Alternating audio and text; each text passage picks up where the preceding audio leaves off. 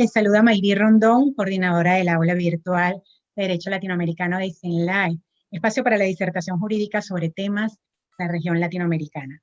Les damos la más cordial bienvenida al ciclo de conferencias que iniciamos hoy, la tributación municipal en Latinoamérica, organizado por CENLAE con el apoyo tecnológico de Universitas Fundación para esta aula virtual de Derecho Latinoamericano CENLAE. Cabe destacar que en este ciclo de conferencias que iniciamos el día de hoy, participarán diversos países de Latinoamérica, como lo son Venezuela, con el que instalamos este ciclo, además de Colombia, México, también participará Guatemala, Perú y Uruguay. Estamos tratando de contactar a Argentina para que sea el ciclo bien completo para todos ustedes. Les recordamos que estamos transmitiendo en vivo a través del canal de YouTube de Universitas Fundación, utilizando la aplicación Zoom Meeting en la sala virtual, donde estamos en este momento transmitiendo en vivo, en simultáneo. La conferencia de hoy da inicio a este ciclo de conferencias desde Venezuela y es titulada La armonización y coordinación del sistema tributario, lo municipal como premisa inicial.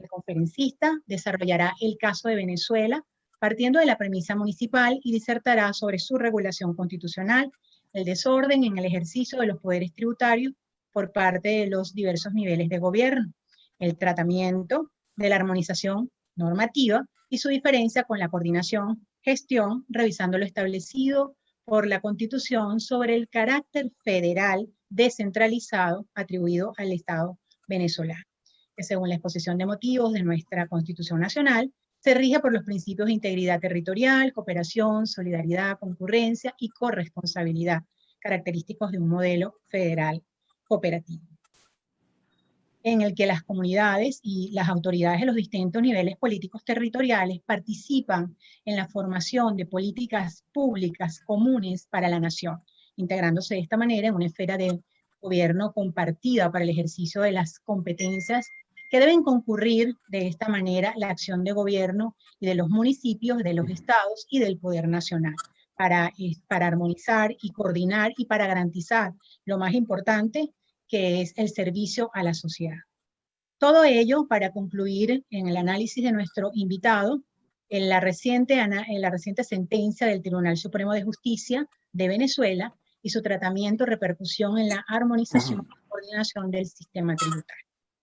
Nuestro conferencista del día de hoy es el profesor Leonardo Palacios Márquez. El profesor Leonardo Palacios tiene una amplia experiencia en materia de derecho público y especialmente en materia de finanzas públicas, derecho tributario y económico regulatorio, en virtud de su formación sólida adquirida en el sector público, siendo reconocido por la comunidad empresarial y jurídica su labor por sus aportes en la definición y ejecución de políticas públicas, su desempeño en el ejercicio de las funciones propias de los órganos administrativos, judiciales y legislativos del poder público, en los cuales ha participado no solamente a nivel nacional y municipal, en la administración activa y consultiva. Esa formación le ha permitido actuar en la reestructuración de empresas, en procesos de privatizaciones, en los momentos de mayor acentuación de apertura y desregularización económica en diversas áreas. Hidrocarburos, especialmente en el proceso denominado apertura petrolera, telecomunicaciones y en el sector eléctrico, entre otros, como en los lustros recientes en el marco de un acusado intervencionismo y dirigismo fiscal del Estado en la economía. El profesor Palacios participa en la definición integral y ejecución de las estrategias de inserción, actuación, expansión y proyección de las empresas de evidente exposición regulatoria, cubriendo aspectos corporativos, tributarios y regulatorios que le han permitido actuar como asesor o miembro de sus juntas directivas. También ha trabajado en el sector industrial agroalimentario, en el sector salud y en fundaciones dedicadas a la actividad cultural y de formación económica. Leonardo Palacios es requerido de manera constante para el diseño de estrategias en la defensa de los derechos e intereses de las empresas en los procedimientos administrativos de gestión tributaria. Esto es inspección, verificación y recaudación, como también en procedimientos regulatorios especiales, así como para hacer frente a vías de hecho antijurídicas, adelantadas o concretadas respectivamente por la Administración Tributaria Nacional, Estatal, Municipal y Parafiscal. El profesor Leonardo Palacios es estudiante del doctorado de Historia en la Universidad Católica Andrés Bello, realizó estudios de posgrado en Derecho Tributario en la Universidad Central de Venezuela en 1990 y es abogado egresado de la Universidad Católica Andrés Bello en 1984. Antes de dar el derecho de palabra a nuestro profesor invitado, indicaremos las normas para el público participante y la dinámica para la fase de preguntas y respuestas.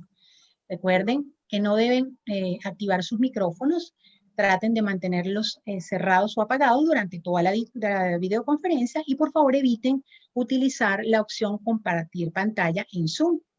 Las preguntas y los comentarios deben hacerlas por escrito a través del chat para quienes se encuentran en la sala de reuniones, en la sala virtual de Zoom, y a través de la sección comentarios para quien ven la transmisión desde la plataforma YouTube.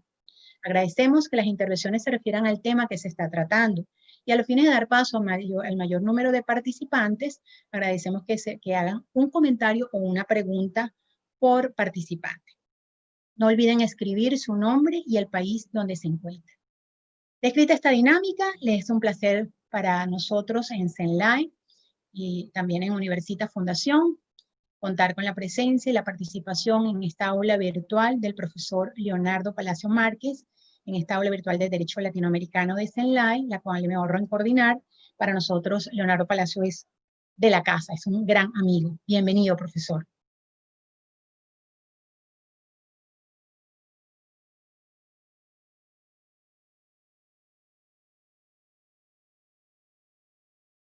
No se escucha. Permítame ver si es que tiene el micrófono apagado. ¿Ok? Ahora sí me dieron chance. Bueno, muy buenos días, doctor Rondón. Muchísimas gracias al Centro Latinoamericano de Estudios de Investigaciones Jurídicas por esta oportunidad que me da para conversar, intercambiar ideas, no solamente con los amigos venezolanos que siempre han estado en estos temas desde hace muchísimo tiempo con un foco central, sino a partir específicamente del año de 1999, cuando comienza a establecerse un estado paralelo, una forma de sistematización de la función pública y de la tributación totalmente ajena a lo que es el Estado democrático de derecho configurado en nuestra Constitución de 1999 y dentro de la costumbre de la tradición constitucional en Venezuela. Es también una oportunidad propicia para intercambiar opiniones con los amigos latinoamericanos sobre un tema que nos es común, con un tema que nos es afín, no solamente por estar vinculados desde el punto de vista institucional con organizaciones como el Instituto Latinoamericano de Derecho Tributario, sino también con otras organizaciones que han tenido como centro de estudio y de análisis municipalidad, que han tenido a profundidad la obligación y el deber de ir perfilando la entidad local frente a los embates que ha sufrido la autonomía municipal.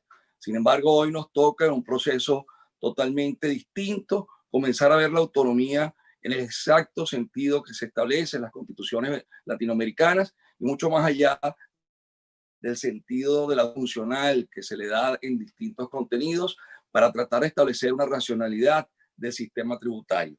Es indispensable, en consecuencia, buscar formas de armonización y coordinación. De ahí, pues, la escogencia del tema, que mucho con lo que está pasando en Latinoamérica, pero más con lo que estamos enfrentando en Venezuela, que recientemente se ha visto convulsionada por la aprobación, por la emisión de una sentencia de la Sala Constitucional que estableció un mecanismo de armonización y coordinación que no se corresponde con la esencia de lo que está previsto en la Constitución de 1999, ni con lo que ha sido la orientación que se le ha pretendido dar desde la doctrina y de cierta jurisprudencia, muy responsable por demás, en lo que corresponde a buscar limitaciones al ejercicio del poder público normativo en materia tributaria de los distintos entes que resultan de la distribución vertical, horizontal del poder público en Venezuela.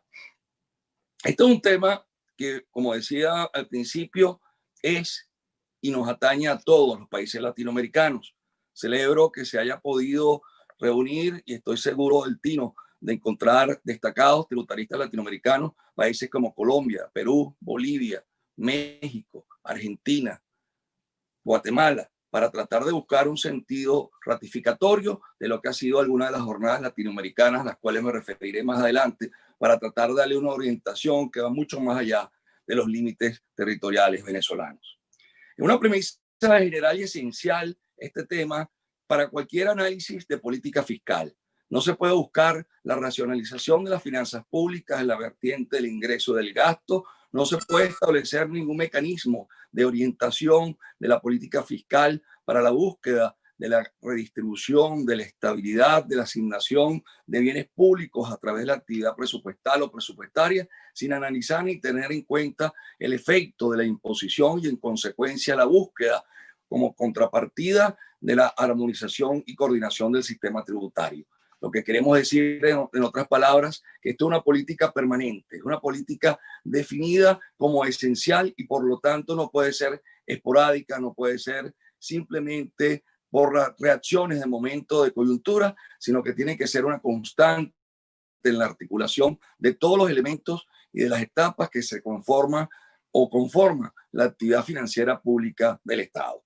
En este sentido, el tema está, por consiguiente, muy vinculado al tipo de Estado que se adopte en cada uno de nuestros países. En el caso específico venezolano, tenemos una definición bastante confusa, quizás por el origen de su consagratoria, que arranca de la Constitución de 1946 y específicamente en el año de 1961, cuando se establece que se consagra la federación por un sentido histórico, pero sin tener claro conocimiento y orientación de lo que representaba para Venezuela el sentido jurídico y el tipo que deriva de Estado de esa consagratoria.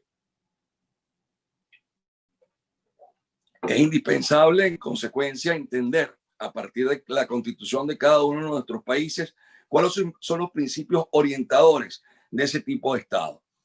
Venezuela consagra un Estado federal descentralizado, de lo cual se deriva, en principio, y se entrará a discutir la esencia de cada uno de esos elementos, que no podemos simple y llanamente apartarnos de la existencia de entidades públicas de base territorial caracterizadas por tener un contenido autonómico propio en la vertiente del ingreso del gasto, así como también desde el punto de vista organizativo, político y administrativo, sino que también debemos entender, por lo menos en el espíritu de la Constitución venezolana vigente, en la nominalidad, más no así como ustedes muy bien conocen, lamentablemente en la práctica y en la realidad diaria que tenemos que enfrentar, un sistema de descentralización que propugna por buscar la eficiencia del Estado en la prestación del servicio, la cercanía del ciudadano con el poder y de buscar formas de protección para hacer mucho más eficiente el Estado en cada una de las parcelas que le corresponde dentro de su distribución a cada ente, condicionado a los bloques de intereses públicos, a ese bloque de noción intrínseca que representa la noción de constitucionalidad como una forma de armonización, como una forma de coordinación, parte de la visión que debe tener el especialista, el responsable en materia fiscal, para establecer cuál va a ser la mejor propuesta de actuación sobre la coyuntura, la mejor propuesta para realizar esa actividad permanente de racionalización del sistema impositivo. Por otro lado, es importante destacar que el objetivo de esa política fiscal, entonces, además de orientar esa política, esos objetivos de la actividad financiera, tienen que buscar también fundamental y esencialmente dentro de las mismas la redistribución fiscal.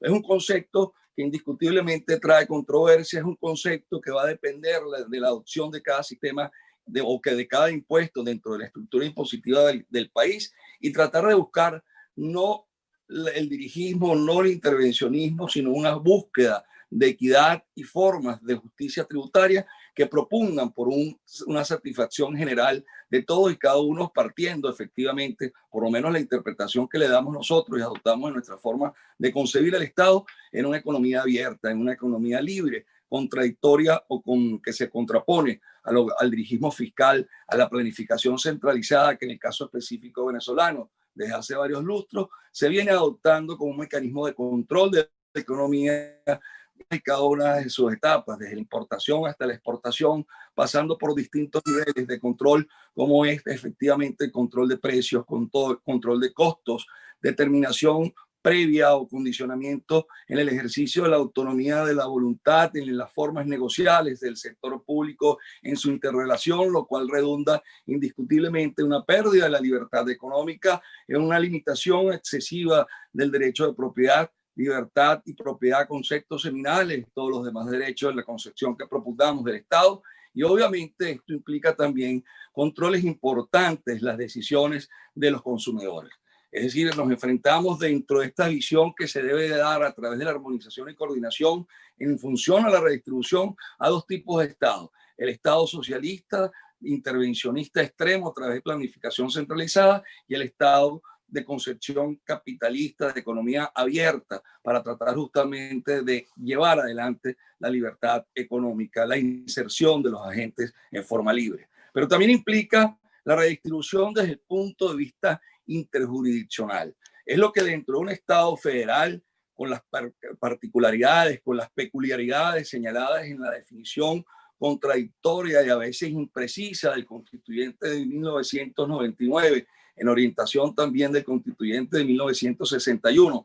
Repito, en el caso venezolano, también con la definición de las relaciones intergubernamentales, de las relaciones intergubernamentales fiscales, un concepto amplio, cómo se interrelaciona la República como representación de nivel nacional, los estados federales, miembros que conforman el Estado venezolano como formas intermedias de organización política, y el nivel local o municipal, a partir del cual es necesario, por ser la unidad primaria de la organización nacional, y en muchos países reconocido de esa manera, tal como lo ha ratificado la doctrina latinoamericana desde 1938, cuando se configura las primeras formas de organización panamericanas, y que luego incluyen a Portugal y España en temas municipales, y posteriormente a partir del año de 1956, si mal no recuerdo, en el caso específico de nuestra institucionalidad madre, que es el Instituto Latinoamericano de Derecho Tributario.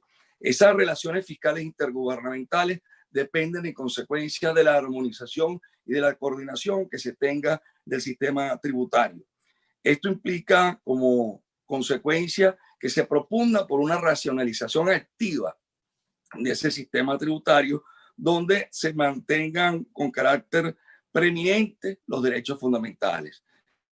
En el caso específico de Venezuela, tal como se desprende de la Constitución de 1999, de sus artículos, de disposiciones, Venezuela tiene un carácter y le da un carácter preeminente a los tratados y acuerdos internacionales en materia de derechos humanos, donde se desprende además complementariamente la consagratoria de exigencia de progresividad, de imprescriptibilidad, de interdependencia entre esos derechos humanos, lo cual, por supuesto, es una orientación para el responsable de la política fiscal. Esa racionalización activa del sistema tributario, traducida en la necesidad de la armonización y coordinación en los términos que vamos a ver más adelante, bajo la concepción global de que el Estado tiene distintos sistemas, y en la Constitución de 1999 venezolana se establece toda una forma de interdependencia en los distintos sistemas, definido en la Constitución financiera, o denominada también Constitución económica, pero más precisa la definición financiera, porque engloba la confluencia, la correlación que debe existir entre la actividad presupuestaria, la actividad del sistema tributario en todas sus vertientes, la definición de la política monetaria, macroeconómica, y la coordinación entre todas esas políticas, que luego es desarrollada por leyes específicas del sistema financiero público nacional. Esa forma de concebir la actividad financiera de una forma integral lleva a la necesidad de entender con serias advertencias que la política de armonización y coordinación no solamente corresponde al Poder Legislativo. Pareciera que fuese la intención y orientación del constituyente de 1999, cuando establece en la Constitución claramente, en el artículo 56, numeración y coordinación del sistema tributario corresponde a la competencia nacional.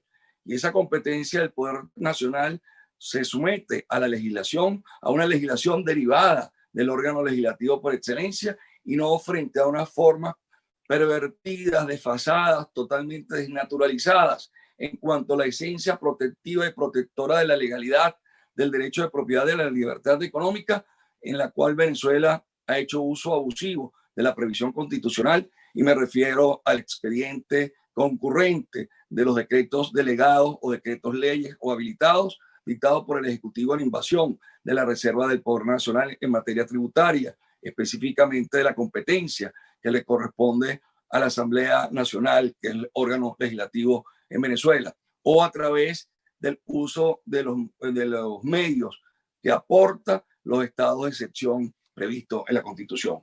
Más recientemente tenemos una experiencia muy lamentable que desdobla el poder de imposición entre el Ejecutivo abusivo del uso del expediente, de las leyes habilitantes, del estado de excepción, desconociendo la esencia de la Asamblea Nacional y la configuración de una Asamblea Nacional Constituyente, que es un mecanismo donde se establece la posibilidad de dictar un nuevo ordenamiento jurídico y no la sustitución o suplantación de la Asamblea Nacional en materia tributaria, en materia presupuestaria, como se ha logrado hasta el momento, sino única y exclusivamente para dictar un nuevo texto constitucional. Circunstancia que hasta el momento no ha ocurrido, circunstancia que lleva al conocimiento pleno por parte de los venezolanos y así revelado por parte de los actores de la Asamblea Constituyente, en el sentido de que no tendremos nueva constitución, que simplemente se ha convertido en paralelo para ser Asamblea Nacional. Dicho esto, lo que quiero significar es que es cierto que tendencia de armonización y coordinación debe ser del Poder Nacional. Hay otros órganos que están obligados a armonizar y a coordinar y específicamente a buscar formas de armonización a través de la interpretación. Esto con la claridad de rigor, porque se le inicia al Tribunal Supremo de Justicia a través de la Sala Constitucional de ser el intérprete directo, exclusivo de la Constitución, siendo sus decisiones vinculantes para todas las salas que conforman el Tribunal Supremo y para todos los tribunales, en este caso, la jurisdicción contenciosa tributaria, de la jurisdicción contenciosa administrativa especial. Y esto ha llevado a un activismo judicial donde la interpretación se convierte en reformas, en modificaciones no previstas, sorpresivas, absolutamente contrarias a esa racionalidad que se propugna en la interpretación sistemática, global, integral que hemos reclamado en minutos atrás sobre lo que es y representa el ejercicio de la política fiscal, lo que representa la política normativa, y ha establecido formas incluso desdibujadas o que pretende desdibujar la esencia de ciertos aportes de su naturaleza tributaria para convertirlos en exacciones compulsivas sin ningún tipo de racionalidad en cualquier tipo de tributo, como es justamente el concepto económico de esta. Esto es importante, ha generado, como veremos en los minutos siguientes, un problema en la interpretación de lo que se ha dado a llamar el acuerdo de tributación o el acuerdo de armonización tributaria municipal, que los municipios, los 307 municipios del país, se les impuso por una forma de consorcio, si me permite la expresión, de las entidades públicas locales afectas al gobierno para imponerles una forma de reforma al ordenamiento impositivo local al resto de los municipios. Fue una forma de control político interna del partido de gobierno que se fundamentó en una decisión dictada por la Sala Constitucional el pasado 7 de julio. Disculpen ustedes. El pasado 7 de julio llevó a la necesidad de establecer ciertos mecanismos anclados en la emergencia normativa que contrarían lo que es la esencia de la armonización y de la coordinación. Ya me voy explicando poco a poco porque es indispensable entender esta afirmación en función a lo que debe ser la esencia de la armonización y la coordinación. Todo lo anterior nos lleva simple y llanamente a entender que la armonización y coordinación del sistema tributario permanente, multidisciplinaria, multiorgánica, que permite la necesidad de establecer una colaboración entre el Estado en sus distintas manifestaciones del poder público para lograr justamente la esencia de lo que es un sistema tributario, es decir, la coexistencia de varios tributos, producto del ejercicio autonómico de cada entidad, pero ordenados que respondan de manera sistemática, como su nombre lo sugiere, la consagratoria de sistema tributario, a principios ordenadores que permitan que no se establezca violación a la libertad y al derecho de propiedad. En consecuencia, tenemos entonces que la armonización y la coordinación es la manifestación directa de la vigencia del Estado de Derecho, y en este sentido lleva al reconocimiento de la separación de los poderes, a la búsqueda complementaria de un poder y otro para la armonización y coordinación, específicamente lo que corresponde al Poder Legislativo y al Poder Judicial. Es una forma de establecer y expresar y clarificar la existencia de una sujeción plena al Estado de Derecho, específicamente al principio de legalidad, en lo que corresponde al concepto amplio de legalidad, a la distribución del poder público en Venezuela. Esa distribución del poder público en Venezuela tiene su base constitucional, para lo cual algunos han utilizado la expresión de poder tributario originario, aquel previsto en la Constitución, y un poder tributario complementario derivado por vía de legislación, aun cuando el carácter originario del poder siempre corresponde al Estado, y es la Constitución la que distribuye ese poder entre las diferentes entidades en función a su bloque de intereses, en función a su naturaleza, en función a cada tributo en particular, con respecto a lo que es y debe ser la atención de la política fiscal por cada uno de los principios que señalaba la doctora Rondón, consagrados en la Constitución, para mantener ese Estado federal descentralizado. Obviamente, de ese ámbito de aplicación, lo que con separación de poderes, sujeto a la legalidad, propugna por la observancia, por la permanencia de la voluntad de respetar los derechos del contribuyente.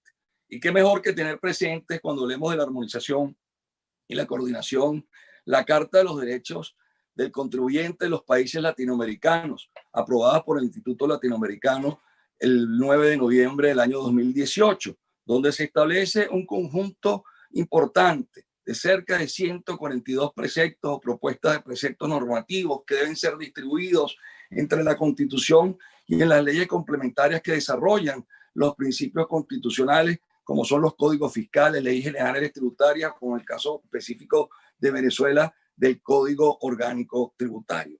Esos ámbitos de protección de contenido sustantivo, sustancial o material deben estar claramente previstos, y es una de las formas necesarias para establecer el sentido de la armonización del sistema tributario, porque armonización va a la esencia de la obligación tributaria, armonización va a la esencia de los principios constitucionales que limitan el poder de imposición para el respeto de la legalidad en los términos que en el caso venezolano se deriva del artículo 115, cuando se establece que la propiedad estará sometida solamente a las limitaciones o restricciones establecidas en la ley, y entre ellas las contribuciones dinerarias, que reflejan en un concepto amplio no solamente impuestos, tasas y contribuciones para fiscales o por mejora, sino también estos aportes que señalamos anteriormente en su activismo judicial permanente. El Tribunal Supremo de Justicia venezolano ha venido desnaturalizando su esencia tributaria para dar mayor discrecionalidad en su establecimiento,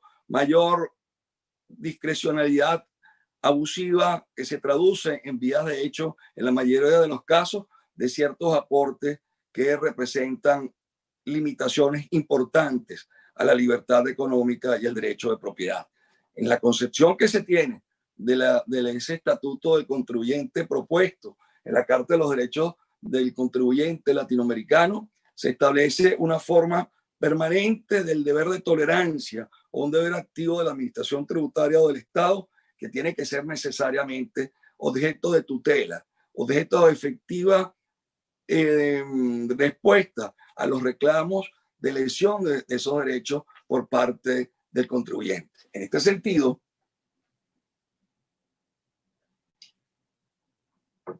disculpen ustedes nuevamente, pero se me reseca mucho la garganta por el aire acondicionado.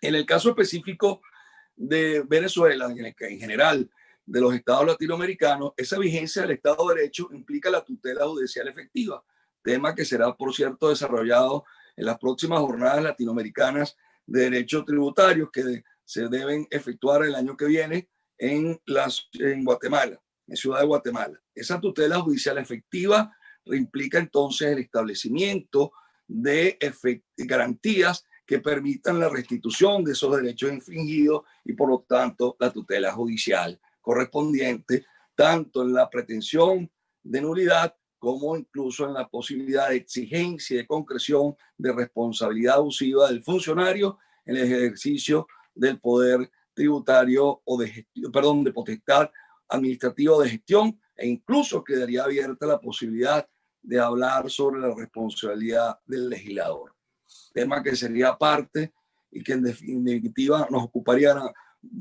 el tiempo restante para poder adentrarnos en él.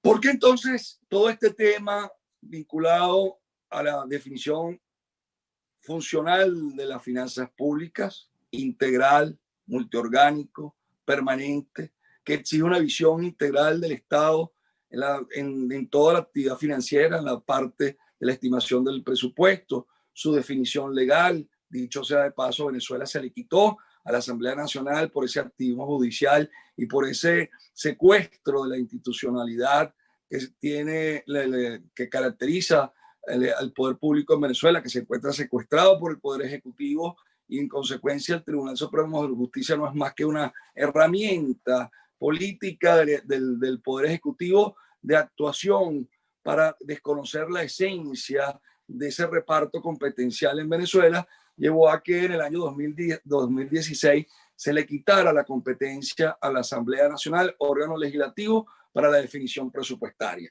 Y eso, por supuesto, lleva al desconocimiento por vía de los decretos leyes al principio de todos estos 20 años, hasta bien entrado el último lustro, o iniciando el último lustro, y ahora también acompañado los últimos 3 años y medio por un estado de excepción que, apalancado además de la Asamblea Nacional Constituyente, ha llevado a la creación de esas acciones, modificación de las mismas por vía írrita de la Asamblea Nacional Constituyente. Sin embargo, el tema es un tema que nos vincula a todos, no solamente por la realidad latinoamericana actual, la preocupación que el fantasma de Venezuela corra por América Latina, sino también por una esencia propia de lo que ha representado el municipio en nuestra historia constitucional, en la formación de nuestros estados.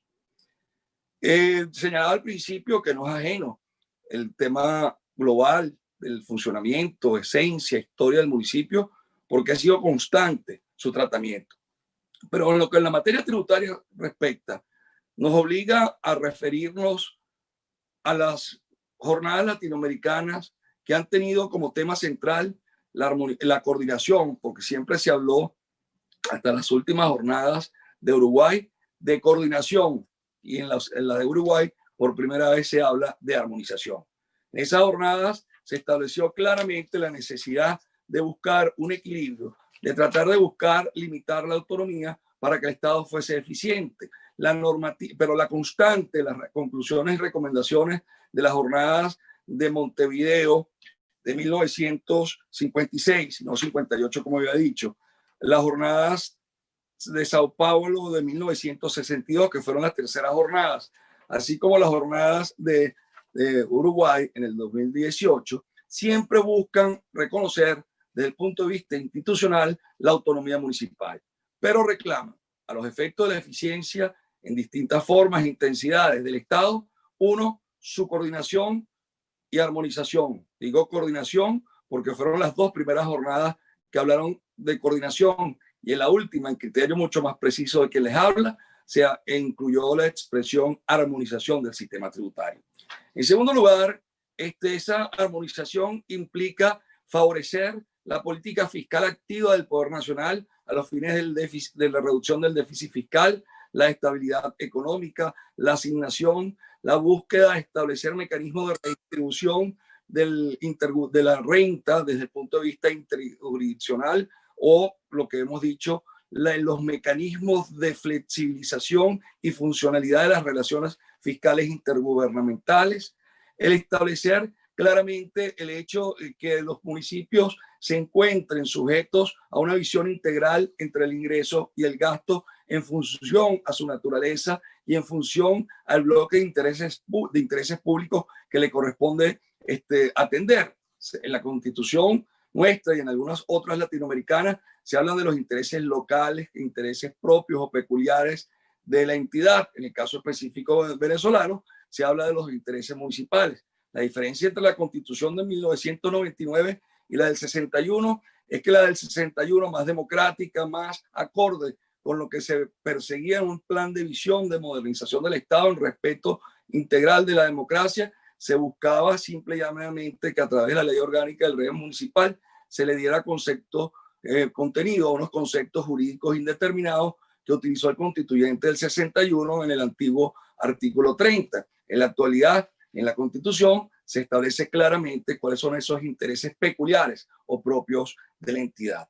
Es importante, en consecuencia, entender además, de acuerdo a las jornadas latinoamericanas, que es fundamental buscar la uniformidad del tratamiento de la obligación tributaria. Es necesario establecer ese estatuto del contribuyente consagrado como principios máximo derivantes o máximo ordenadores del sistema impositivo, legalidad y justicia en cada uno de sus corolarios, para que ese desarrollo sujeto a una visión preeminente bajo la configuración de ley orgánica, en el caso específico venezolana, incluso propugnado también en ese mismo sentido por el Instituto Latinoamericano en reiteradas y distintas ediciones de las jornadas latinoamericanas del derecho tributario, se busca un carácter preeminente, y en el caso nuestro es una ley orgánica que vincule no solamente al Poder Nacional, sino al estatal y municipal.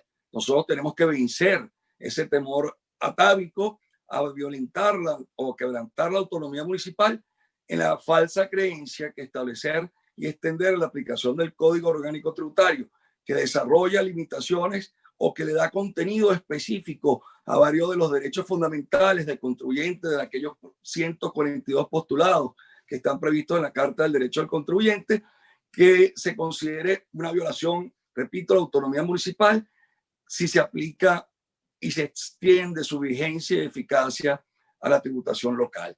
Es un gran reto que se tiene para la armonización. Otro elemento importante que debemos caracterizar en la búsqueda de esa armonización y coordinación a través de la doctrina del Instituto Latinoamericano es la necesidad indispensable de entender que el concepto de inmunidad como un principio de no sujeción calificada es en función constitucional, es decir, de su consagratoria y no del ente propiamente dicho, porque eso pudiera llevar a abuso por parte de las entidades en esas relaciones intergubernamentales y pretender amparar entes descentralizados funcionalmente, creados por ellos bajo distintas figuras institucionales o corporativas, es decir, de empresas públicas en el concepto general, para tratar justamente de sustraerlos del pago de obligaciones impositivas.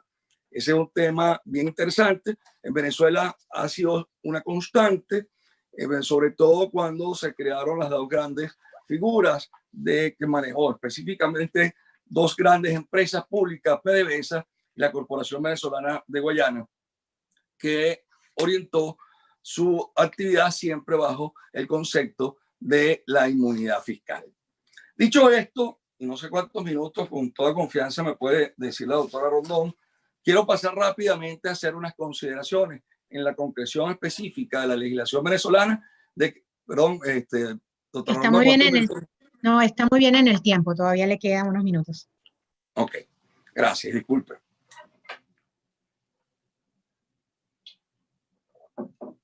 Sigo entonces. En el caso específico venezolano, hemos propugnado por distinguir entre armonización, que debe entenderse como una forma de establecer límites al ejercicio del poder de imposición, formas de remisión interna dentro del ordenamiento, reconocimiento para evitar la superposición, sobreimposición o solapamiento entre las figuras tributarias o especies tributarias de cada ente público territorial, que es también otro de los postulados que se han seguido de acuerdo a la doctrina latinoamericana, que encierra y expresa el Instituto Latinoamericano de Derecho Tributario, el ILAT, y eso implica parámetros, definición de alícuotas o tipos impositivos, formas de imputación, reconocimientos que eviten justamente esa múltiple imposición económica que nuestro criterio per se no es inconstitucional, sino cuando la misma representa invasión de un ente con respecto a la autonomía de otra entidad pública de base territorial o cuando supone un ejercicio confiscatorio de la imposición.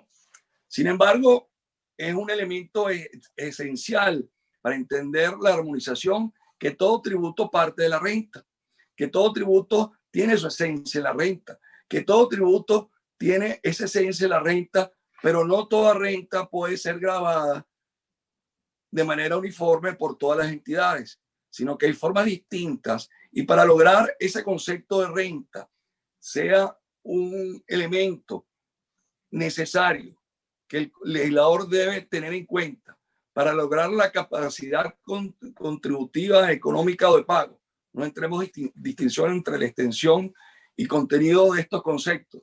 Utilicémoslo de manera uniforme. Es necesario entender que esa renta tiene que tener mecanismos de armonización porque el contribuyente es un solo ente frente al ejercicio del poder de imposición. En este sentido, es necesario entender que la armonización es normativa y que puede ser una ley en general o varias leyes en particular.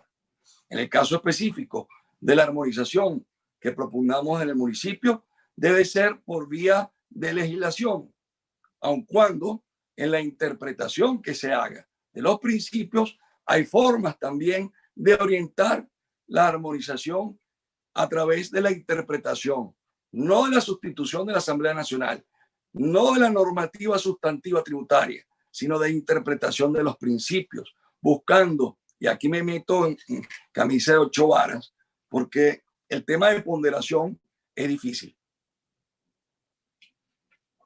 El tema de buscar ese sentido de equilibrio que debe buscar el legislador dentro del neoconstitucionalismo y la orientación que implica, trae ciertas controversias y sobre todo nos da mucha irritación o tenemos mucha susceptibilidad en Venezuela ante la realidad que estamos enfrentando desde el punto de vista político.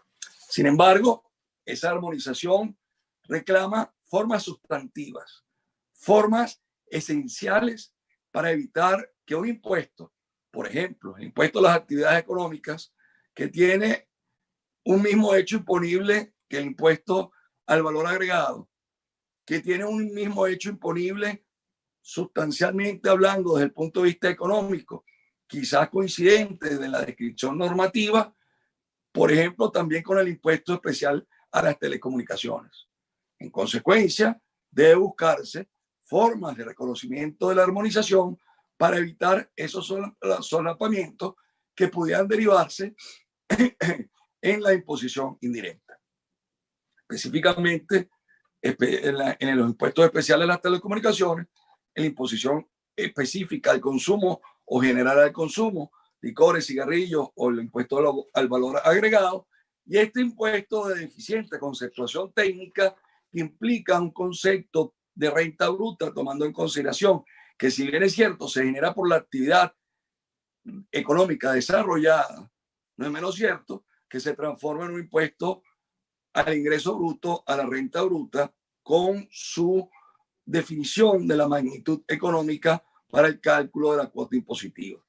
Si bien es cierto que no puede haber distinción o separaciones radicales, o no puede haber simplemente separaciones entre los elementos del hecho imponible, no es menos cierto que esto implica la necesidad que el legislador busque, como se hizo en la ley orgánica del Poder Público Municipal en el 2005, mecanismos de armonización tributaria. La armonización, en el caso de este acuerdo, y aquí en Venezuela, ya apareció la profesora, ya voy redondeando. Profesora, si me puedo tomar 10 minutos para redondear. Sí, profe, claro que sí. Ya tenemos las preguntas de nuestros participantes. Les recordamos que a través de la sala pueden hacer sus preguntas en el chat. en la sala de Zoom y también a través de la plataforma YouTube lo pueden hacer en la sección comentarios. Ya tenemos varias preguntas acá de los participantes. Vamos a esperar que el profesor termine su exposición. Gracias. Gracias. En el caso específico del acuerdo, que hacíamos referencia hace unos minutos atrás, ha sido un motivo de atención en Venezuela. Destacados tributaristas han tocado el tema de la armonización reciente. Me enorgullezco decir que de los criterios importantes que se han definido, lo han definido las damas tributaristas venezolanas. Me permito citar entre ellas a Elvira Dupuy, a Rosa Caballero, a Carolina Cano, que han tocado el tema de la Elina Pou, Natalie Rodríguez París, que han mantenido una visión sistemática de estas consideraciones que hemos mantenido, que hemos expresado, y que hacen críticas esenciales, en los cuales todos coincidimos, por lo menos ahorita que nos corresponde tener la responsabilidad de conducción del ente que representa al sector comercial, industrial y de servicios en propuestas frente al gobierno en la pandemia. Críticas importantes en relación a ese acuerdo de armonización. Ese acuerdo de armonización no fue producto de la ley, fue la imposición de una sentencia que hizo una interpretación en cuanto al origen, en cuanto al contenido de lo que es la armonización, y que le corresponde al Poder Nacional, tal como manifestamos de acuerdo al artículo 156, numeral 3. Ese acuerdo de armonización no tiene elementos sustantivos, sino que busca un revanchismo del municipio frente al empresariado, un revanchismo del municipio frente al Poder Nacional, una tergiversación del municipio en la legalidad, una tergiversación del municipio en cuanto a la esencia de armonización propia prevista en la Ley Orgánica del Poder Público Municipal a través de sistemas de imputación, a través de evitar, desarrollando la normativa constitucional, discriminaciones en los productos fabricados en jurisdicciones distintas, a través del mecanismo de imputación y reconocimiento del pago del impuesto, en el caso de industriales, cuando también tiene el carácter de comerciante en otras jurisdicciones, el solapamiento de los elementos del impuesto al activo, actividades empresariales, que es el impuesto a los ingresos brutos en Argentina o el impuesto a las actividades económicas en España. A través de estas manifestaciones se invade la esfera de competencia del Poder Nacional, se grava la renta, se grava las exportaciones, hay sobreimposición y en consecuencia se abusa también a través de los mecanismos de retención y de percepción que no corresponden a la esencia de los impuestos locales, que no se corresponden a la esencia de las exigencias, porque desnaturalizan el aspecto temporal de los hechos imponibles, involucran una serie de violaciones que derivan de un acuerdo político que no pasó por la Asamblea, se viola el contenido democrático de la definición del Estado de Derecho en Venezuela, no fue el objeto de una consulta como exige la Constitución, con el sector productivo, con los sectores profesionales especializados, con los sectores de los consumidores, y por lo tanto hay un vicio en cuanto a su proceso constitutivo o de formación. Implica la sustitución de la legalidad y por lo tanto lleva efectos confiscatorios. En el elemento de coordinación, que siempre es naturaleza administrativa, sustituye la voluntad, sustituye la esencia de lo que es la coordinación cuando implica el establecimiento de un registro único, que sería deseable, pero en el fondo es un registro único discriminatorio, porque la esencia es tratar de perjudicar a las entidades locales que son de oposición. No es la función registral como discriminación de actividades para mayor eficacia y eficiencia de la gestión del tributo, sino una forma de control absoluto de la libertad económica. Lo mismo implica en la fijación de las magnitudes económicas a través de un criptoactivo que se ideó el gobierno para evitar pasar por la Asamblea Nacional en temas de endeudamiento y fijar, lógicamente, un control de la política monetaria sobre la política fiscal a través del llamado petro, es decir, la utilización del petro como mecanismo de política monetaria y política fiscal. Obviamente, esto lleva a que simple y llanamente, y con esto ya, si voy terminando, profesora Rondón, la armonización y coordinación se imponga como un límite directo al ejercicio del poder de imposición al legislador. No es un desiderato, es una obligación que se impone con vigencia inmediata de la Constitución. La armonización tiene que ser sustantiva, tiene que buscar la esencia de la coordinación de un sistema tributario en función a los principios ordenadores de legalidad y de justicia, a la esencia de cada impuesto en función al bloque de intereses públicos de cada entidad. Una coordinación importante, una sistematización entre la tributación y la actividad financiera, entre la tributación y la actividad monetaria, entre la tributación y la parte de coordinación macroeconómica, porque no puede existir un sistema tributario con compartimientos estancos que obstaculicen el ejercicio de la política tributaria nacional. La armonización no puede implicar tampoco, como se hizo en la Ley Orgánica del Poder Público Municipal en el 2005, limitar por vía de una ley que no tiene tal carácter, sino simplemente un mecanismo autorizatorio. Se le da ley formal porque la dicta la Asamblea Nacional, como es la ley de presupuesto. En nuestro criterio no puede haber limitaciones al ejercicio del poder impositivo municipal por vía de la ley de presupuesto. La coordinación, por el contrario, es de naturaleza administrativa, es de naturaleza sublegal, es necesario entenderla bajo los parámetros de eficiencia y eficacia sin que ello represente caer en el funcionalismo de la gestión tributaria, recaudar como de lugar, desconocer la esencia de los contribuyentes, desdibujar, desnaturalizar la esencia de la función registral, convertir la coordinación en nichos de fortalecimiento del municipio con sobrepotestades, o permítame, sobredimensionamiento de las potestades para actuación en la determinación y exigencia complementaria del tributo, sino que por el contrario la coordinación tiene que estar en orientación a la limitación, pero respetuosa, al ejercicio respetuoso de la gestión del tributo en función a los derechos del contribuyente. Por eso la pauta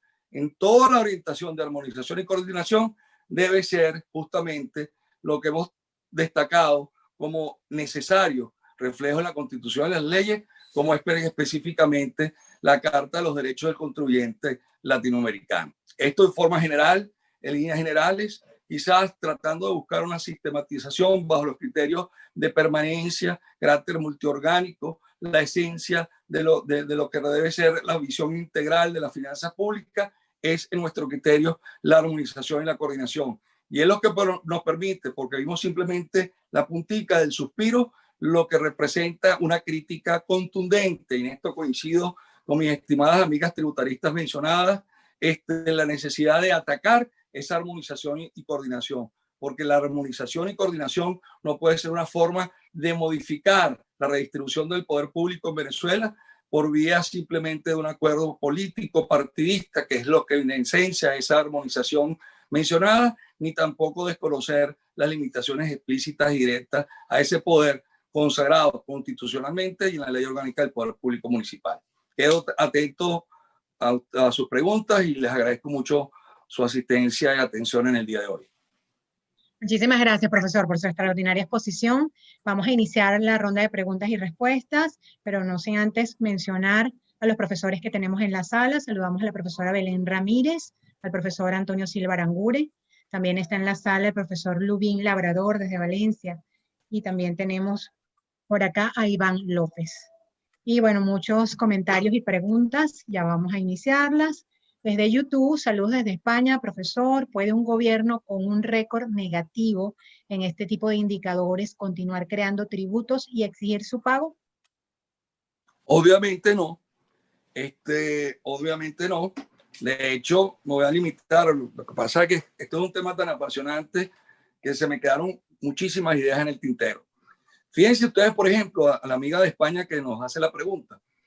Ese sentido ético que se le ha pretendido dar al tributo ha sido muy criticado, sobre todo por el hecho de todas estas medidas anti-BEPS que se han tomado, esas formas de protección que el grupo de países industrializados han querido venir adoptando e imponiendo a los distintos países, por el hecho de que la situación crítica de las finanzas públicas internacionales, algunas entidades transnacionales comenzaron a planificar, a racionalizar su carga impositiva, haciendo uso abusivo de la planificación fiscal.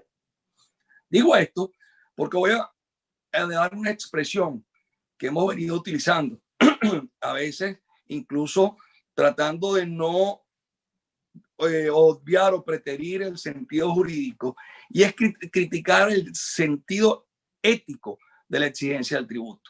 Me explico. Ahorita el 30 de septiembre, las empresas con una rentabilidad negativa, con una imposibilidad de desarrollar su actividad económica por un uso abusivo del estado de emergencia, de alarma sanitaria dictada por el Ejecutivo, de una decisión abusiva en el establecimiento de ese estado de alerta, en una normativa que implica abusos al ejercicio de la actividad económica por parte de las empresas, que no había un sentido empático de las decisiones como han tomado otros países latinoamericanos, como se ha evidenciado el informe de la OCDE de las decisiones que en materia de política tributaria, en política laboral, en política comercial han adoptado los distintos países.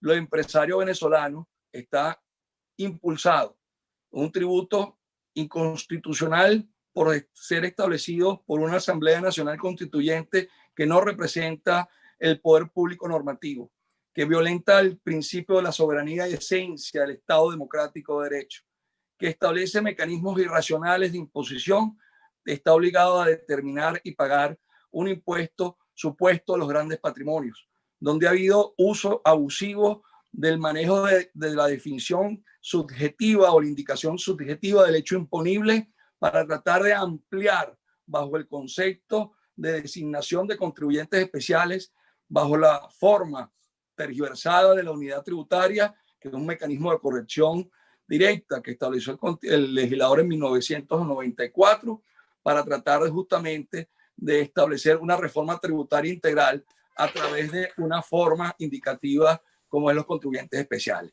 Nosotros hemos venido diciendo que no hay armonización posible entre ese impuesto y el acuerdo de armonización que establece, impone una reexpresión de las bases o magnitudes económicas a los municipios del impuesto inmobiliario urbano, es decir, ese impuesto que ancla la fiscalidad inmobiliaria a favor del municipio. En consecuencia, no puede un Estado en las condiciones que hemos venido mencionando, indicando con cierto respeto, porque duele hablar, y sin embargo ya es una vitrina nacional de lo que es la consecuencia del Estado impropiamente llamado fallido en Venezuela, que siga cobrando, siga exigiendo una exacción en los términos mencionados, o se mantenga continuamente un uso abusivo de las figuras de colaboración como la retención y la percepción, los anticipos o creaciones irracionales, sin armonía y coordinación alguna, de impuestos que se solapan uno con otro. Que se establezca un incentivo al abuso a través de este acuerdo de armonización tributaria.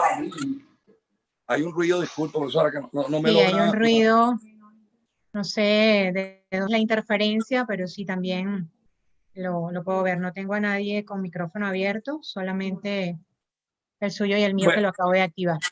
Bueno, disculpe, y termino con la pregunta. Entonces, obviamente, toda esta forma desarmonizada, descoordinada, esta forma de incentivar los abusos, como es el acuerdo de tributación municipal, que establecen ámbitos perversos de actuación cuando establece un límite inferior y uno superior, con una tendencia negativa a díselo a los límites superiores por parte de los municipios, la modificación de las ordenanzas impositivas, lleva a que necesariamente se produzca una reacción del empresariado del contribuyente de la informalidad. Y obviamente, si tuviésemos un país con libertades, yo pudiera perfectamente tocar el tema, a pesar de que nunca he estado de acuerdo, lo insisto y aprovecho este espacio para decirlo, con la desobediencia tributaria, se viene creando un derecho fundamental, tendencial, a lo que hemos denominado un derecho fundamental a la informalidad. Desde el sector empresarial hemos acusado que eso es negativo. Lo importante es la formalidad, y la formalidad para evitar la evasión se logra a través de una administración respetuosa del contribuyente, gestión del tributo y una forma armonizada y coordinada, armonizada de la tributación que no sea confiscatoria. Siguiente pregunta, ¿puede escudarse un contribuyente en el mal desempeño del Estado para cumplir sus obligaciones, para dejar de cumplir sus obligaciones? Me imagino que es lo que quiso decir. Oí entubada la pregunta, si me la puede repetir, por favor. Estoy tratando de leerla por aquí. ¿Puede escudarse un contribuyente en el mal desempeño del Estado para dejar de cumplir sus obligaciones? Perfecto. Eso es un tema que ha sido siempre objeto de discusión. La Asociación Venezolana de Derecho Tributario en el año de 1999 y algunos de sus miembros que optaron por ir al proceso constituyente lanzaron como bandera esencial el hecho dentro del concepto de armonización y coordinación que hemos tratado de delimitar el día de hoy, el principio constitucional de respeto y proporción entre el pago del tributo y la retribución de bienes y servicios, bienes públicos y servicios en general a favor del contribuyente. Eso es un concepto que es altamente discutible. El tema de la redistribución interinstitucional que hemos hablado, interjurisdiccional de la cual hablamos, la personal que mencionamos, implica también formas de reconocimiento que la progresividad no es a través del ingreso solamente, es decir, por tributos progresivos directos, sino también por formas de gasto progresivo hacia sectores sociales determinados, gasto de inversión social. Lo que quiero decir con esto, que resulta difícil dentro del ordenamiento jurídico nuestro tener una forma real y concreta de garantía, un elemento justiciable, de una exigencia traducida en una restitución de los derechos violados del contribuyente, el escudarse en la no efectividad en la prestación de los servicios. Obviamente aquí hay mucha tela que cortar entre lo que puede ser los tributos vinculados y no vinculados. Sin embargo, es un proceso constituyente que yo creo que debe ser una de las formas abiertas de solución pacífica complementaria a la situación que estamos viviendo en Venezuela, además de buscar renovar en forma general, que es el proceso constituyente. Tenemos que volver a establecer la exigencia de que la fundamentación del tributo no solamente es en la capacidad económica, sino en la capacidad del Estado de prestar servicio, en la contrapartida del contribuyente de recibir servicio, porque obviamente yo estoy haciendo parte de la actividad financiera del Estado con mi actividad económica. E incluso en casos de imposiciones indirectas, generales al consumo, cuando se establece el prorrateo en materia de IVA entre bienes exentos y bienes gravados para la utilización de los créditos fiscales para determinar la cuota impositiva y la naturaleza del impuesto, yo he sostenido que eso siempre es potestativo, facultativo del contribuyente y no una imposición de efectuar el prorrateo. Porque cuando yo estoy sujeto a una actividad que establece la exención del Estado y me veo afectado por la recuperación inmediata del impuesto soportado en la adquisición de insumos o bienes o servicios de consumo intermedio para realizar mi actividad económica, yo puedo imputar todos esos créditos a los bienes gravados y no involucrarme en un proceso de gestión engorrosa, como son los procesos de recuperación, con la obligación de procurar por vía del prorrateo un medio de recuperación del impuesto soportado. Entonces, todo este es un tema interesante que hay que verlo desde el punto de vista constitucional y puede perfectamente, en la medida de la interpretación, ver cuál es el rol del contribuyente en el papel de incentivador o de incentivo que se tiene en la tributación, en ese concepto de impuesto de ordenamiento, cuando se me ve afectada mi capacidad económica y financiera por una exención que da el Estado. Una pregunta interesantísima, pero creo que es motivo de discusión. No creo que haya una forma de escudarse directamente en una tutela, para una tutela judicial efectiva en ese argumento. Puede ser un argumento complementario para una interpretación como la que dimos en el caso del IVA o del caso mencionado del IVA. Gracias. Desde YouTube tenemos varios comentarios. Buenos días, gracias por esta sala de conferencias. Saludos desde Perú. En YouTube, Iván López, buenos días, saludos para todos. Un placer escuchar hoy a mi profesor de posgrado, Leonardo Palacios, a quien saludo afectuosamente. En Gracias. en YouTube. ¿Es posible que este gobierno pueda ampararse en el TCJ para dar marcha a esta supuesta armonización y coordinación? Obviamente no. Obviamente yo voy a decir algo en la intimidad de este espacio, que es un espacio abierto, pero uno tiene que ser cónsono en cuanto al ejercicio de libertad de expresión y tenemos que ejercerla. La sentencia es una sentencia muy mala. La sentencia es contradictoria.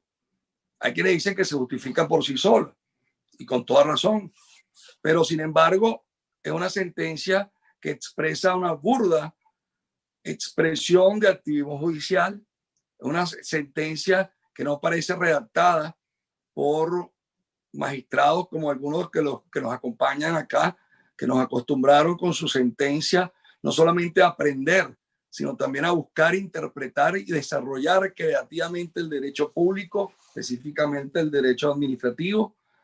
Es una sentencia que contraría los principios constitucionales. Pero como le decía yo a unos amigos tributaristas, era mi sentencia como empresario.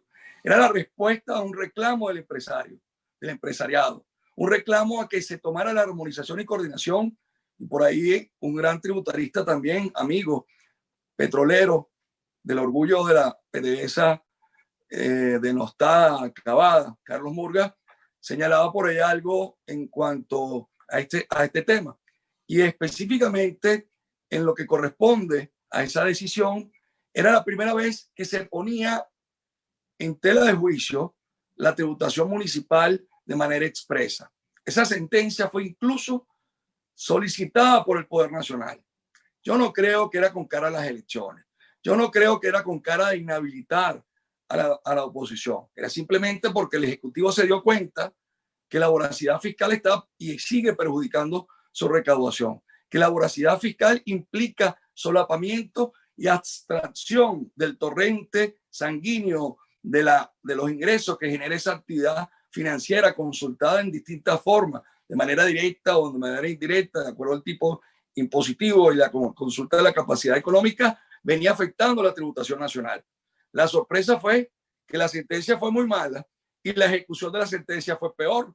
La decisión, que no recuerdo ahorita de la fecha, que fue un mes después, estableció e impuso un límite que lleva a una emergencia legislativa, legislativa local, si me permite la expresión, que no existe, que va a llevar a la violación del principio de seguridad jurídica, al principio de no retroactividad de la norma impositiva, y va a llevar en consecuencia a una multiplicidad de recursos de impugnación. Yo soy de los primeros que creo que pudiéramos pensar en la impugnación, a pesar de no lograr forma alguna de pronunciamiento y tutela o una medida cautelar frente a ese bodrio que se llama acuerdo o armonización tributaria. Podremos impugnar las ordenanzas, quizás no tendremos resultados, pero como hicieron los países de la República del Este, de la República socialista, la República de Europa del Este, iremos conformando poco a poco nuestros expedientes para luego hacer los reclamos respectivos al Estado en diferentes instancias internas y propias dentro de un proceso que implicará no solamente el restablecimiento, la reedificación de la institucionalidad democrática, sino las formas de reconocimiento y reparación de las violaciones que ha cometido el Estado por vía de confiscación. Tendrá la posibilidad de reparar todo el daño que se ha hecho a la producción, a la productividad, al sentido económico y de emprendimiento, acabando prácticamente con un porcentaje bastante alto del parque industrial y comercial del país. Carlos Murga pregunta, como consecuencia del activismo judicial contenido en la sentencia de la Sala Constitucional del TCJ de Venezuela, que violenta principios legales y afecta la separación de poderes relativa a la armonización tributaria municipal, ¿cómo queda la autonomía municipal y ulteriormente los afectados contribuyentes de impuestos municipales? Wow, Carlos, es una pregunta que requiere de un encuentro interesante para volver a discutir sobre temas de política tributaria y política fiscal. Obviamente el acuerdo es írrito, obviamente hay violación al derecho de los contribuyentes, de los derechos del contribuyente, Hay violación a la concepción integral que hemos reclamado de la política fiscal, entre esta de la política tributaria a través de la armonización y de la política de administración tributaria a través de la coordinación. Obviamente se lesiona la autonomía municipal, pero es que el problema está, y entrando a la primera respuesta que dimos a la amiga de España, en el sentido ético de la tributación. Y esto es ya un campo distinto al tema del derecho tributario estrictamente hablando. Y es en el caso específico de que quienes dieron pie a que se diera este acuerdo, ahora reclaman respecto a la autonomía municipal, que era un pie a la violación y a la conculcación sistemática de los derechos del contribuyente, que son las autonomías, perdón, que son los municipios en ejercicio extralimitado de la autonomía, ahora reclaman respecto a la autonomía municipal. Es un poco de dignidad democrática, es un poco de dignidad del sentido de la vigencia plena de la Constitución, que debe tener ese elemento de contenido cívico que desprende de la cláusula democrática con que se califica el Estado de Derecho, para buscar justamente esa reedificación. Yo me formé en un municipio, tuve la experiencia en un municipio,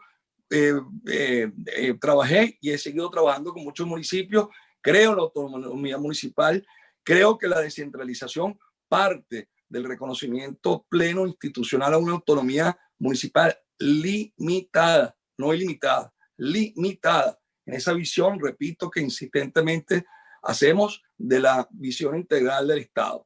Pero obviamente tenemos que pasar por un proceso de entender que el municipio con función social, que el municipio amparado en una pretendida responsabilidad con los intereses peculiares propios de las necesidades locales, tergiverse la tributación, socave las bases de la libertad económica, abusen de las medidas que pueden tener como administraciones tributarias desde el punto de vista sancionatorio o de las medidas cautelares, y lleven a un sabotamiento no solamente de la economía de los particulares, sino también del sentido de las finanzas públicas nacionales. Esto es un tema que es necesario abordar con claridad, es un tema que es necesario, y por eso decía que la armonización también viene por la interpretación y por la vía de la jurisdicción contenciosa administrativa o la contenciosa tributaria especial, de la jurisdicción constitucional, si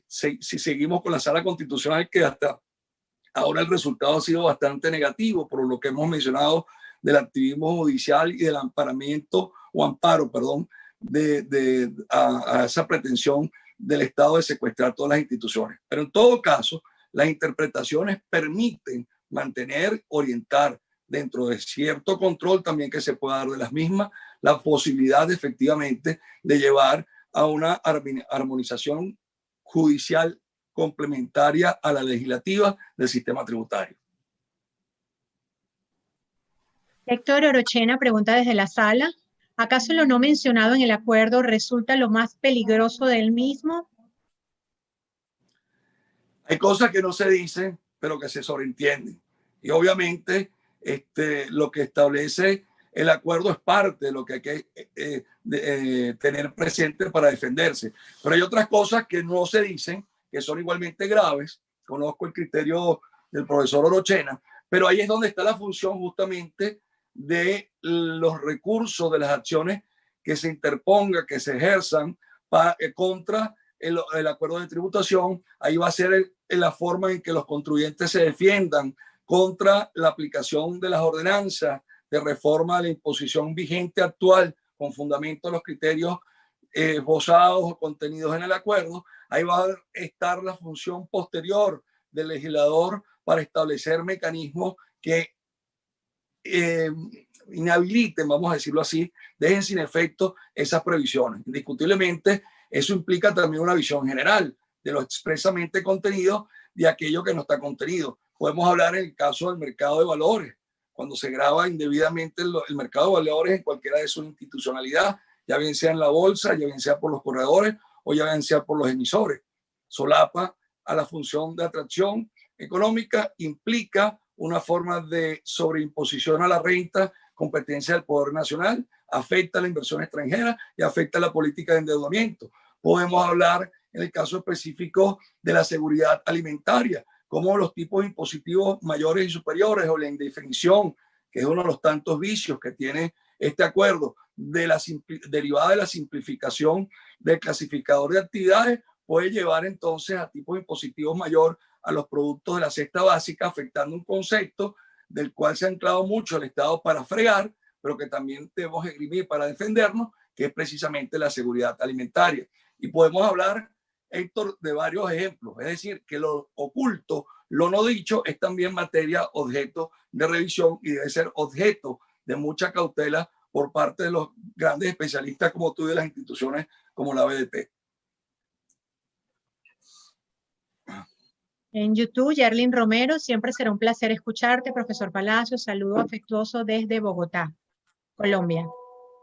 Qué gusto saludar a Yerlin, una Sí. común y querida alumna de nuestra hermosa ciudad de Valencia. Así es. Y hablando de Valencia, el profesor Lubín Labrador desde Valencia, Venezuela. Buenos días. ¿Es posible vincular la arbitrariedad tributaria en Venezuela, o como usted lo llama, profesor Palacios, la anarquía tributaria, a una forma de violación a los derechos humanos? Actualmente lo que estamos viviendo es un sistema tributario cuartelario. Wow, esa definición me faltaba en el catálogo de epítetos que hemos venido utilizando. Yo esta mañana, por cierto, a raíz de un comentario en el chat interno del escritorio, decía que en Venezuela no hay principios de tributación sino finales de la tributación, que en Venezuela no había sistema sino anarquía, que en Venezuela no había racionalidad sino voracidad fiscal. Y obviamente, como muy bien señala el profesor Lubín Labrador, a quien saludo cordialmente, le doy un fuerte abrazo desde acá, un gran abogado, especialista en materia tributaria. Obviamente, en el caso específico de esta tributación que hemos venido hablando, se da una violación sistemática a los derechos fundamentales. Los derechos fundamentales del contribuyente hay que verlo en su conjunto. Siempre cuando hablamos de la tributación no nos podemos apartar de lo que es el Estado de Derecho y los corolarios del Estado de Derecho. No nos podemos apartar de los derechos fundamentales del contribuyente, cualquiera sea la generación y cualquiera sea el contenido o epíteto que se le dé, ya bien sea se traduzcan en fines y cometidos propiamente dichos del Estado frente al ciudadano, como son los derechos sociales o en el caso específico los derechos económicos. Obviamente la tributación se convierte en una forma de apoderamiento. La tributación implica, como se dijo en alguna oportunidad, cuando la expropiación no se justifica, implica robo.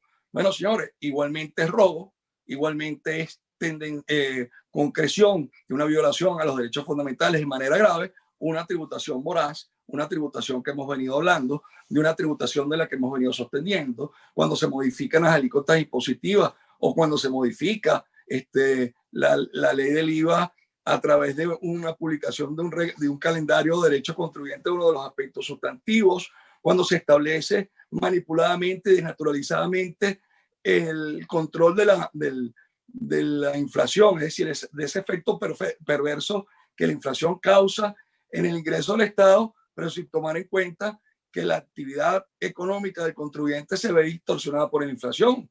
Y entonces se violenta el derecho de propiedad cuando se elimina el sistema de reajuste regular por inflación, cuando se manipula la unidad tributaria, que son mecanismos antiinflacionismos directos para protegerlo de la tributación, o mecanismos excesivos que son antiinflacionarios indirectos a favor del Estado, cuando se manipula, se tergiversa o se sobredimensiona las retenciones, las percepciones, los anticipos, y en este último caso, con los anticipos que estamos viviendo en Venezuela, convierten el IVA y el impuesto sobre la renta en un impuesto del flujo de caja, un impuesto del ingreso bruto, desnaturalizando la esencia de lo que es el impuesto sobre la renta, que busca ese enriquecimiento neto, que busca esa forma progresiva, puntal del eje de todo el sistema tributario, perjudicando al contribuyente. Entonces, obviamente, cuando tú agarras el sistema tributario, agarras la totalidad de los impuestos, agarras la forma de gestión del tributo y haces un análisis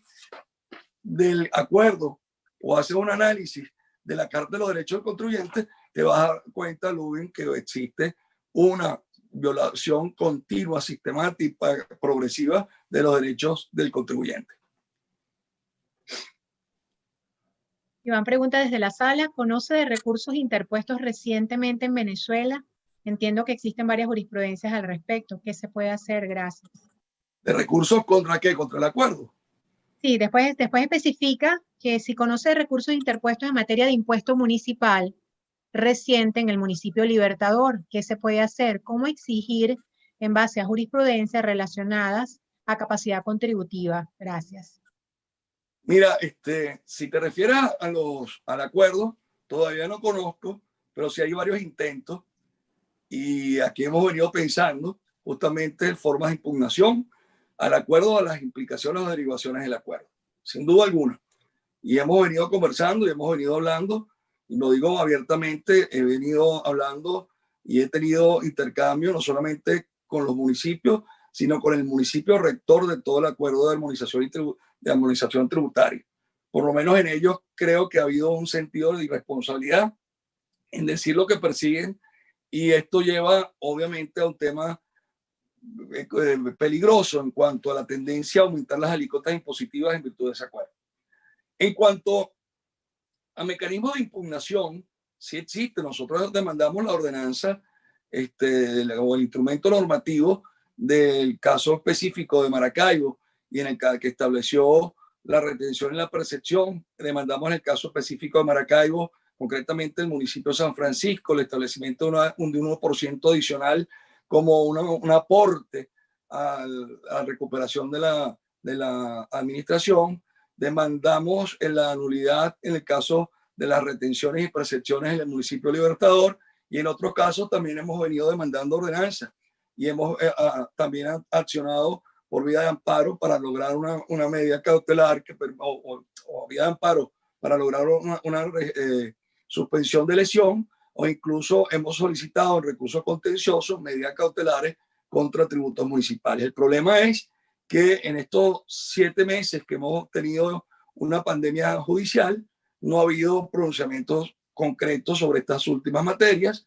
Hay pendientes recursos ya contenciosos contra actos específicos de determinación tributaria por exigencia del pago de impuestos o de la cuota impositiva en dólares, por la utilización del petro, por el uso tergiversado de la llamada unidad tributaria municipal, que lamentablemente hoy no pude oír la conferencia de mi querido amigo Camilo London, que está desarrollando hoy sobre el tema de la unidad tributaria municipal, o cuando se establece la pretensión por vía impositiva de gravar las exportaciones, y lo cual, por supuesto, al tomar en cuenta la impuesto a las actividades económicas de los importadores y no decir que es importación exportación, sabemos todo que en esencia es un gravamen a la importación exportación, que es competencia del Poder Nacional. Y te puedo dar varios casos, pero casos que están ahorita en la jurisdicción tanto constitucional como la jurisdicción contenciosa administrativa.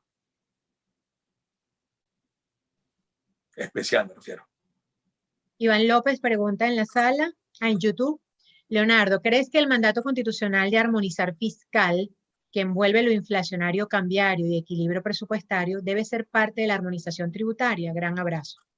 Todo lo que tenga que ver con mi capacidad económica, que va a ser consultada. Todo lo que tenga que ver con buscar que esa capacidad consultada sea real y no nominal. Todo aquello que afecte el concepto de finanzas públicas en general, en la vertiente del ingreso o del gasto, a través de ausencia o mal en regulación de los efectos de la inflación, tiene que ser objeto de armonización. Obviamente, la inflación per se es un impuesto indirecto, no legislado. No hay el bosque de manos alzadas, como decía Milton Friedman, para probar la inflación que se traduce, como decía Mitterrand, en el subsidio a los ricos. No existe un mecanismo de eficiencia recaudatoria o de gestión de un buen sistema tributario si no se toma en cuenta el efecto de la inflación. En consecuencia, hay que buscar mecanismos de armonización. Ahora, vamos a ver qué es lo que vamos a entender, cómo vamos a enfrentar el efecto nocivo de la inflación o el efecto nocivo de la devaluación en las bases de imposición. Y eso va a depender mucho, por supuesto, de la visión que tenga el legislador. Ahora, con estos legisladores que tenemos, tanto de uno de otro, no vamos por ningún lado. Simplemente el contribuyente seguirá pedaleando, seguirá siendo el empresario una víctima de las políticas erráticas o las políticas omitidas en materia fiscal, monetaria, impositiva, comercial en general, y también será víctima de, obviamente, un tratamiento insuficiente o indebido por parte del legislador. Entonces, lo que corresponde es tener una propuesta concreta, alternativa para cualquier proceso de transición que tenga que ver, y nosotros hace un tiempo venimos, el año pasado concretamente, lo conversé con muchos de ustedes, lo discutí en varios espacios académicos, empresariales, un acuerdo básico de tributación para la transición, una ABTT o una ABT, acuerdo básico de tributación para la transición, que implica obviamente aspectos fundamentales y esenciales que deben ser delimitados para establecer claramente la reactivación inmediata de la economía y luego lograr entonces una discusión mucho más amplia, mucho más sosegada, con pluralidad y representación de todos los sectores, en un proceso eleccionario verdaderamente libre, verdaderamente sujeto a los estándares internacionales, poder entonces configurar una Asamblea Nacional para que pueda discutir a profundidad los cambios que tienen que hacerse en materia de tributación, los cambios que debemos hacer para enfrentar la descentralización, los cambios que debemos hacer para mantener aceitada la máquina del Estado descentralizado y lograr un funcionamiento eficaz y eficiente del marco de relaciones intergubernamentales y entre estas de las relaciones intergubernamentales fiscales, las llamadas RIF. Y hay muchísimas preguntas de nuestros participantes, pero ya estamos sobre el tiempo. Voy a formular las que... y trataré de responderlas rápidamente. Sí, de las próximas les voy a pedir a Universitas que me las grabe para enviarse al profesor, para darle la oportunidad a todos los que están participando, porque hay algunas personas que han preguntado varias veces, pero voy a obviar estas personas que ya preguntaron para darle la oportunidad al mayor número de participantes. Me disculpan eso, pero de verdad que fascinada de que estén activos, sí, fascinada de que estén activos, pero estamos sobre el tiempo. En YouTube, Luis Alfonso Flores Sánchez. Buenos días a todos, excelente ponente. Una inquietud sería, ¿la reforma tributaria ordenada por esta sentencia tendría que entrar en vigencia en el próximo ejercicio fiscal 2021? Sí, y lamentablemente la mayoría de los municipios están apostando a que sea a partir del 1 de octubre, lo cual por supuesto es inconstitucional. En el caso específico, el impuesto a las actividades económicas supone una modificación al aspecto temporal de ser un impuesto anual, lo están tratando de llevar a ser y concebirlo como un impuesto mensual.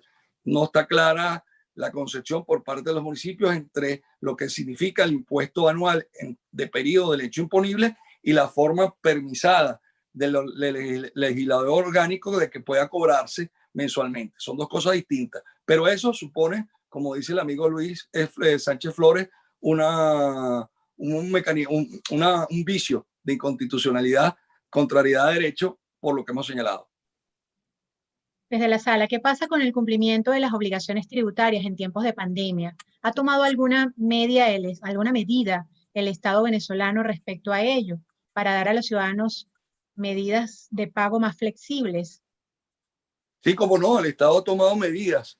Cobrar abusivamente, extorsionar en algunos niveles al contribuyente, cobrar indebidamente tributos, en el caso específico de habilitaciones, etcétera, etcétera, en el Servicio Autónomo de Registros y Notarías, ha sido muy consecuente con el contribuyente estableciendo mecanismos sólidos de voracidad fiscal municipal, ha establecido mecanismos propios de un Estado que simplemente asalta a la economía, un Estado que se apropia de la rentabilidad en forma indebida. Ha sido, y esto es importante tenerlo en cuenta, asumo la responsabilidad de todo esto que hemos venido diciendo, en el sentido que efectivamente esta concepción errática de lo que hemos denominado Estado fallido, porque hay discusiones sobre su perfil como tal, ha llevado prácticamente a que efectivamente exista un derecho fundamental a estar oculto, y eso es grave, porque lo lógico es que se busque el cumplimiento voluntario de las obligaciones tributarias, se establezcan mecanismos legales para la reducción de los márgenes de evasión fiscal. Pero indiscutiblemente esto lleva a que efectivamente sí, haya implosionado el sistema impositivo. Gilberto González, saludos Leonardo, ¿qué opinas del caso Gobernaciones? La sentencia hace un silencio estruendoso. No, lo más estruendoso, mi querido amigo, son el silencio de los gobernadores. Eso sí es estruendoso. Obviamente, eso también implica violaciones a la autonomía gubernamental, Pero lo vuelvo y repito, es mi sentencia. El problema es que las gobernaciones también abusaron. Las gobernaciones, en el caso del estado de Aragua, en el caso del estado Zulia, en el caso del estado Carabobo, en el caso del estado Lara, han abusado. Quizás en el estado Nueva Esparta, además, han abusado, pero de la manera inversa. En el caso de Nueva Esparta, a través de los llamados protectorados, que están en todas partes, en Miranda, están en Táchira, están en Nueva Esparta, se han violentado porque hay una múltiple forma de gestión del tributo y creación contradictoria de tributos que afectan al contribuyente. Pero es que también ha sido sobredimensionado. Aquí los estados, en una revisión, tienen que crearse los timbres fiscales, pero no pueden cobrar los estados un timbre fiscal. Ojo, el timbre fiscal es un medio de pago, no es un impuesto, pero en el fondo, y sin ir muy al fondo, se traducen en impuestos ocultos.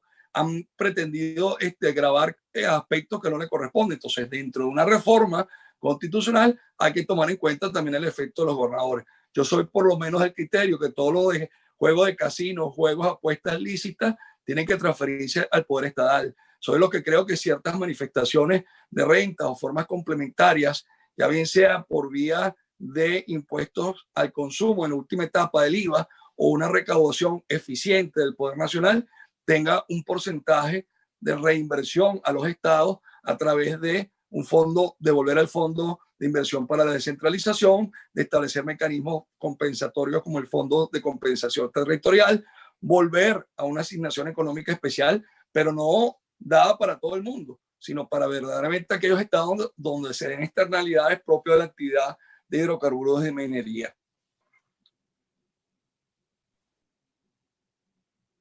Y Carolina Cano, Jesús Figueroa saluda, excelente disertación, gracias profesor Palacio. Jesús Figueroa desde el Tigre, estado Anzoátegui. Luego nos tenemos a Carolina Cano. Buenos días, gracias Leo, excelente exposición. El antecedente de este acuerdo, las sentencias del TCJ, suspendió la tributación municipal en la práctica durante 90 días y ahora, hasta que las ordenanzas dictadas en aplicación de sus parámetros no reciban la bendición del Ejecutivo y del TCJ, esa suspensión no se levantaría. Es una pregunta. ¿Qué podemos esperar de los municipios? ¿Cobros retroactivos de todos los impuestos? Y la belleza todo eso, Carolina, y mucho más. Ahí hay discusiones. Hay gente que dice que no, única y exclusivamente la tasa, que la sentencia y la decisión bajo el principio de suficiencia de la decisión judicial se basta por sí sola. Es un criterio perfectamente válido. Hay quienes pensamos, por el contrario, que eso afecta a todos los tributos y obviamente se deriva por el desconocimiento de desvirtuar lo que es la armonización y la coordinación y las fuentes de una y otra. Y obviamente eso va a llevar a una gran conflictividad desde el punto de vista empresarial. Ya lo estamos viviendo, ya hay amenaza de los municipios, hay un problema de entendimiento de los efectos que representa las eximentes de responsabilidad penal tributaria por dificultades o sucesiones de hechos en el tiempo, concatenados y reconocidos por el propio Estado en distintas manifestaciones, incluso normativas, manifestaciones territoriales. Entonces, obviamente, aquí hay un problema de entender si efectivamente esa suspensión de los 90 días hasta dónde llega y si efectivamente el contenido de alcance de la decisión del 7 de julio fue unida exclusivamente de las tasas. Obviamente, si uno hace un análisis simplemente de hilvanar hechos, no necesariamente jurídico, municipio Chacao, oposición. Cobro en dólares, ¿quién es el accionante? Accionante, vinculación, activo judicial, puede llegar a una conclusión. Quiso justamente fregar al municipio Chacao. Dicho sea de paso, creo que la sentencia, si tuviésemos un Estado de Derecho y hubiese sido una mejor sentencia, era de reconocer que había abusos en el cobro o en el establecimiento de esa ordenanza. Entonces, aquí el problema está en determinar si es impuestos, tasas y contribuciones o es única y exclusivamente la tasa. Ahí también se discute el problema de la armonización en cuanto a lo que representa y significa impuesto inmobiliario urbano, impuesto a las actividades económicas. ¿Qué pasa con los demás tributos? ¿Qué pasa con la tasa? Lo repito así, tasa, como el pájaro loco, tasa, de aseo urbano, que no es precio público, mi criterio. Pero bueno, eso son discusiones. En todo caso, ¿qué pasa con está o incluida o no está incluida? Eso es un problema que hay que dilucidar y un problema que va a traer mucha controversia.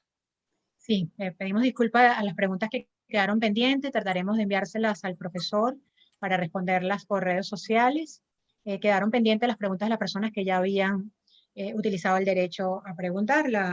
También Carolina Cano había preguntado sobre el impuesto de Vargas a las actividades de importación, que no queda claro que no lo van a poder armonizar de manera alguna, porque No, simplemente no es.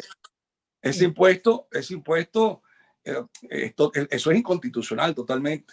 Lo que pasa es que uno de los propulsores del acuerdo es el alcalde Terán, que es el alcalde de Vargas. Pero es un impuesto que violenta flagrantemente la constitucionalidad, es un impuesto que se traduce en un impuesto a la importación y la exportación, que sabemos que como concepto, de acuerdo al artículo 156, corresponde al Poder Nacional. Y obviamente tan corresponde al Poder Nacional, que tiene tratamientos específicos en ambos casos, tanto en materia de aduanas como en materia de impuestos al valor agregado, como en impuestos específicos como por ejemplo cigarrillos y licores. Profe, muchísimas gracias, extraordinaria exposición amplia. Gracias. Y además por responder todas las preguntas, le enviaremos las que quedaron pendientes. Te agradezco, por favor. Su Muchísimas mensaje gracias. final de despedida, porque ya vamos a cerrar. Bueno, muchísimas gracias a todos por acompañarme el día de hoy. Fue grato reencontrarme por estos espacios virtuales con muchos queridos amigos de muchas luchas, luchas digo, académicas, de muchos intercambios de ideas, de coincidir y a veces disentir, pero siempre con el elemento afectuoso del respeto. Gracias por los amigos que se conectaron de otras jurisdicciones. Seremos y fuimos ejemplo de respeto al derecho, al Estado de Derecho. Simplemente pasamos por un eclipse que espero que no sea continuo, es un eclipse total de ese Estado de Derecho, pero pronto llegará la luz y tendremos la posibilidad de profundizar con mayor claridad temas de administración tributaria, temas de política tributaria, descentralización y en general recuperación de la institucionalidad del Estado de Derecho. Muchísimas gracias, que tengan todos buen fin de semana. Amén, profesor. El profesor ha dado una amplia explicación, una ponencia extraordinaria sobre la armonización y la coordinación como premisas para la consecución de los fines del Estado, de lo que nos queda al margen la tributación. Ha explicado la diferencia entre la armonización, que es normativa de carácter legal, y la coordinación sublegal y de gestión, y un análisis impecable sobre la sentencia del 7 de julio emitida por el Tribunal Supremo de Justicia. Les recordamos que nuestras próximas conferencias sobre el ciclo que iniciamos hoy con el profesor Leonardo Palacios de Venezuela continúa el próximo viernes, el viernes 2 de octubre, con el profesor César Camilo Cermeño, que va a hablar sobre un tema interesantísimo de Colombia, que se refiere a la tributación municipal, lo que es los tributos territoriales en Colombia, el problema de la feudalización tributaria. A la misma hora, en el caso de Colombia, sería 10 de la mañana México, Perú, Colombia y Ecuador, a las 9 de la mañana Centroamérica, a las 11 Venezuela, República Dominicana, Chile, Bolivia y Paraguay, a las 12 del mediodía Argentina, Brasil y Uruguay, a las 5 de la tarde Canarias y Portugal, a las 6 p.m. Alemania, España, Francia y Italia. Eso es el próximo viernes 2 de octubre del 2020. Contaremos con esta conferencia del profesor César Camilo Cermeño.